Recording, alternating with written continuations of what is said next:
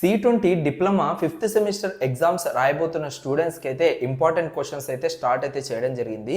ఇందులో first exam మీకు అందరికి కూడా 501 అయితే కామన్గా అయితే ఉంది 4 బ్రాంచెస్కి.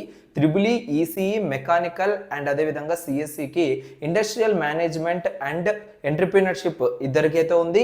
ఇంకొక ఇద్దరికి వచ్చేసరికి ఇండస్ట్రియల్ మేనేజ్మెంట్ అండ్ ఐఓటీ అంటే ఇంటర్నెట్ ఆఫ్ థింగ్స్ అనేది కామన్ సబ్జెక్ట్ అనమాట. సో మీకు సంబంధించిన ఇంపార్టెంట్ క్వశ్చన్స్ ఆ యొక్క సబ్జెక్ట్ నుంచి అయితే చేయడం జరిగింది. ఇక్కడ కింద డిస్క్రిప్షన్లో లింక్ అయితే ప్రొవైడ్ చేస్తాను. సో అక్కడ నుంచి మీరు ఆ యొక్క ఇంపార్టెంట్ క్వశ్చన్స్ని అయితే మీరు ఫైండ్ అవుట్ అయితే చేయొచ్చు. 3 మార్క్స్ అదేవిధంగా 10 మార్క్స్ కూడా అవైలబుల్గా అయితే ఉన్నాయి. సో ఇండస్ట్రియల్ మేనేజ్మెంట్ అనేది టఫెస్ట్ సబ్జెక్ట్ అనుకుంటారు చాలామంది, బట్ అది మనకు టోటల్గా థియరీ సబ్జెక్ట్ అవ్వడంతో మనకు అయితే ఆ ఫీలింగ్ అయితే వస్తుంది. బట్ టోటల్గా అయితే ఆ సబ్జెక్ట్ అయితే ఈజీగా పాస్ అవ్వచ్చు.